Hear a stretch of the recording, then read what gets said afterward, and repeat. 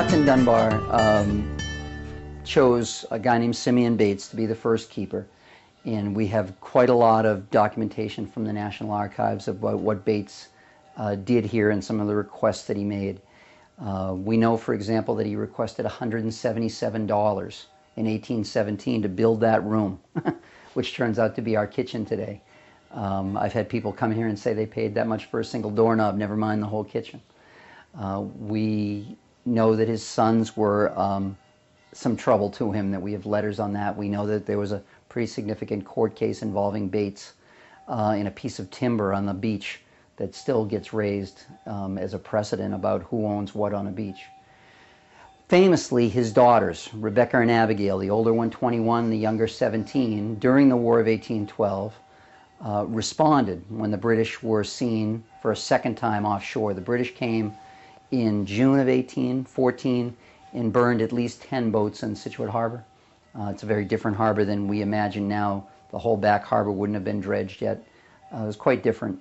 And when the British return in September, Abigail and Rebecca take fife and drum and mimic the sound of a mustering militia.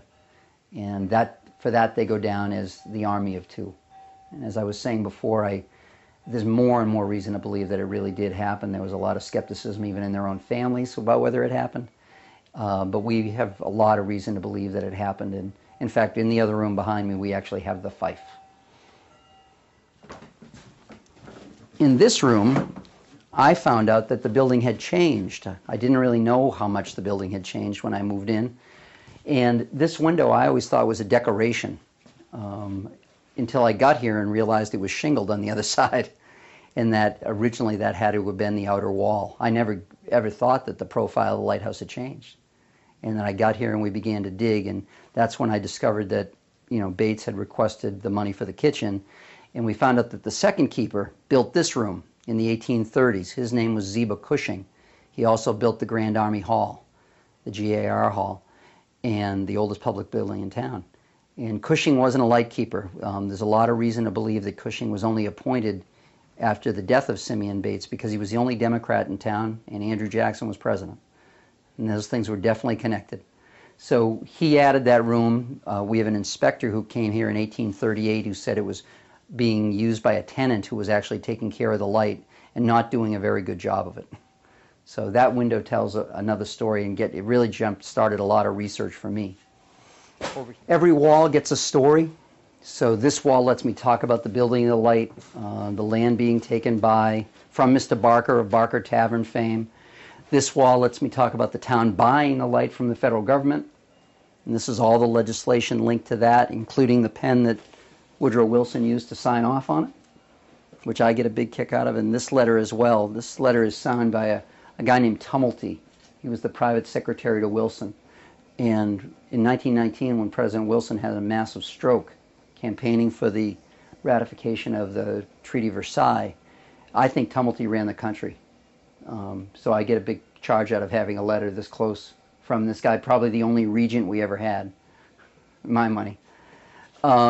This letter lets me talk about one of the later keepers, a keeper named Osborne. He was, according to that letter, fired, though we haven't quite fleshed out all of the reasons why. It mentions Daniel Webster being involved in it, and I've looked for Webster's letters and found certain volumes, but none that mention that story yet. I'll have to go to Dartmouth one of these days. It also lets us talk about the fact that's kind of sad that this light didn't really work. There were always complaints about it from the very first. I have a letter here that says that the light's going to be turned on in September of 1811 and immediately ordered turned off because mariners right away started to confuse Plymouth and Boston and Scituate and didn't know what was what. And the light eventually would be raised up an additional 15 feet from the granite to the brick. You can see the break in it.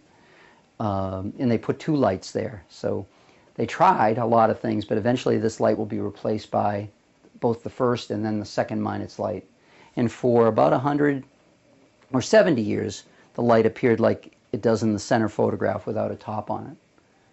They took the lantern room and they sent it somewhere else. We get to talk about the blizzard of 78, again, something that little kids don't know very much about, and we do our best to try to impress upon them just what a massive event that was. I was a senior in high school. There isn't too much that isn't vivid about it. It was quite a thing. And the Globe put Scituate Light on the first issue that it managed to get out after the storm, saying that we are unbowed, and that's how we've stood. One of our more famous stories, maybe the second most famous outside of Rebecca and Abigail Bates, is the story of the grounding of Etrusco. And that's an image of this room, in fact, would have been in the dark for 6 months, the room that we're in, as Etrusco washed up on St. Patrick's Day in 1956 and stayed on the beach out here until Thanksgiving Day, went off the beach on Thanksgiving Day. And by the thousands, people came, literally the thousands, to put Scituate on the map. I had a woman here last summer. They were celebrating their 50th high school reunion, and they put them on buses and took them around to the different sites. And I was talking about Etrusco, and she said, my dad covered the Etrusco story. And I had all of his articles down here in this binder. His name was Fitzgerald, and he wrote an article every day about what had happened in the progress to get Etrusco off the beach. And then in 58, 59, or 57, 58, and 59, I guess, the same article appeared in the Globe under his byline saying, pretty much, why haven't you moved to Scituate yet? He became the guy the publicist, for lack of a better term. About once a week, somebody tells me an Etrusco story. It just never, ever goes away. People came from everywhere to see it and put, literally thousands in the parking lot outside here. Etrusco put Scituate on the map in the 20th century. So it's part of the mission. The society's going to preserve things, going to find a way to teach with it. And I'm happy to be part of it, to say the least.